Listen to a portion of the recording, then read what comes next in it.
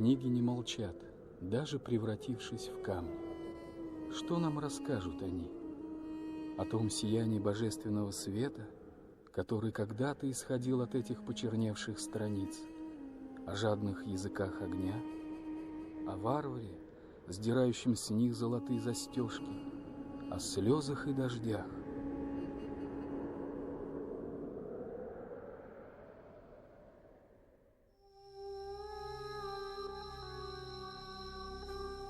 К этому городу устремляли взоры купцы и паломники, поэты и мастеровые со всех уголков Европы и Востока. Это был великий Булгар. Сегодня о былом величии столицы Волжской Булгарии говорят руины и седые камни с письменами, понятными лишь немногим ученым.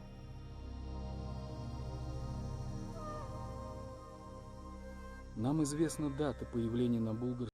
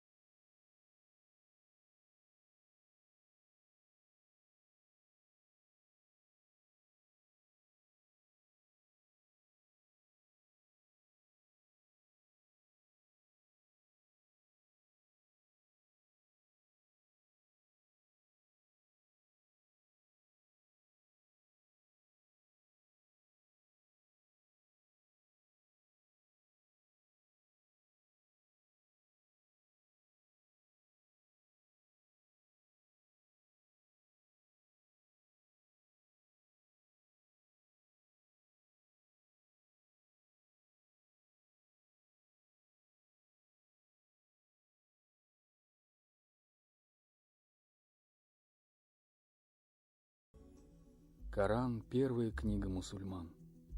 Второй книгой в доме Булгара была поэма Кулгали.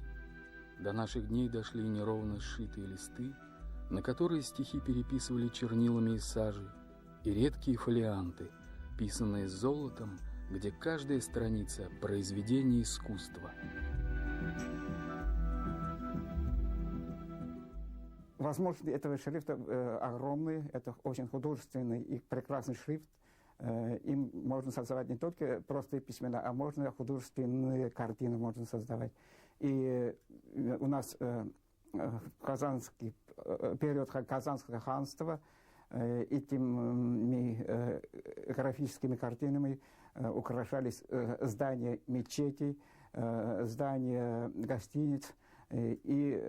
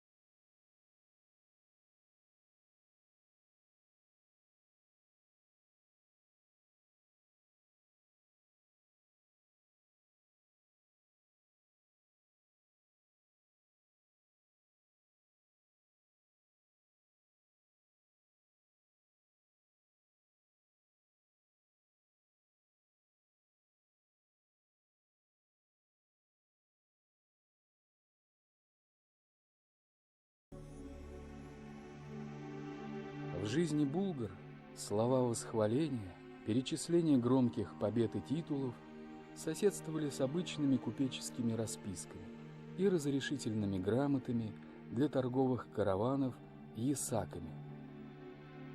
Все круги жизни были нанизаны на жемчужную нить арабской вязи.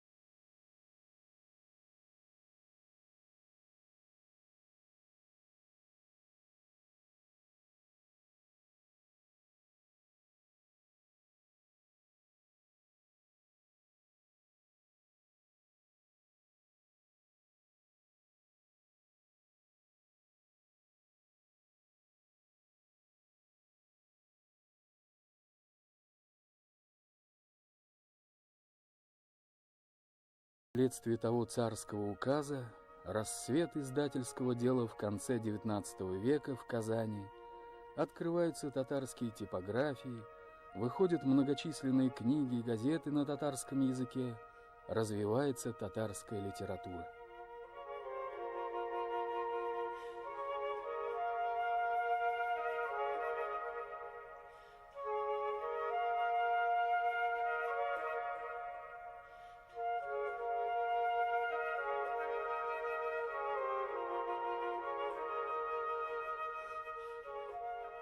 С X века предки татары пользовались арабским письмом до 1900, официально до 1929-30 годов. То есть вся вот письменное наследие, это и религиозное, и историческое, и литературное наследие выполнено арабским письмом. То, что дала татарскому народу Екатерина, отняла простолюдинка, пролетарская революция. Зачем современным татарам писать графикой, которой написан Коран и религиозные брошюры, рассуждали мракобесы. И вот уже прогрессивные татары с энтузиазмом крушат все старое, не задаваясь вопросом, хорошее это или плохое.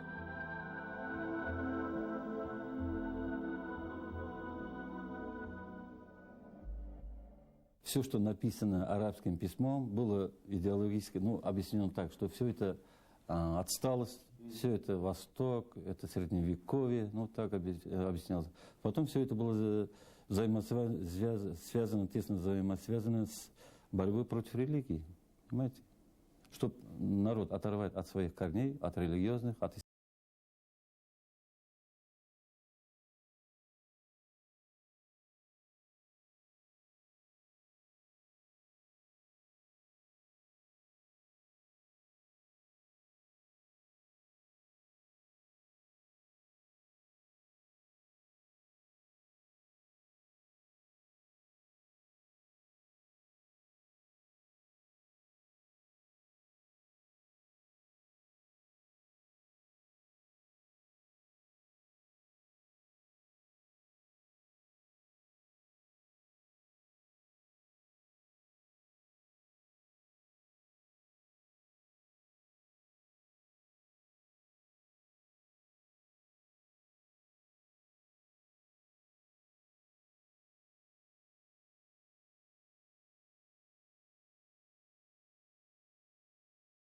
Я во время одной экспедиции я нашел такое письмо. Это вообще, я вот его куда-то сунул здесь, надо было самое найти, конечно.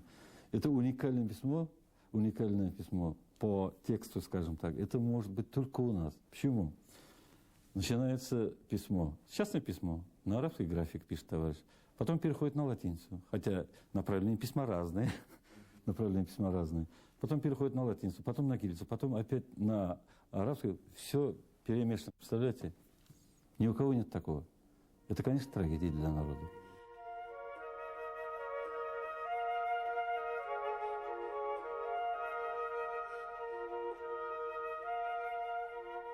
В истории человеческой цивилизации вряд ли мы отыщем еще один такой народ, у которого бы родной язык трижды менял свою письменность.